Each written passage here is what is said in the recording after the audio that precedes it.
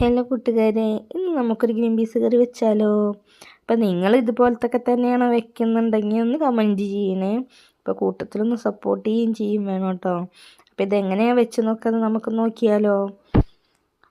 അപ്പോൾ ഈ വീഡിയോ ഇഷ്ടമായി കഴിഞ്ഞാൽ നിങ്ങൾ സബ്സ്ക്രൈബ് ചെയ്യാനും സപ്പോർട്ട് ചെയ്യാനും മറക്കരുത് കേട്ടോ. പിന്നെ ഇതുപോലെ ഒന്ന് ട്രൈ ചെയ്യും വേണേ.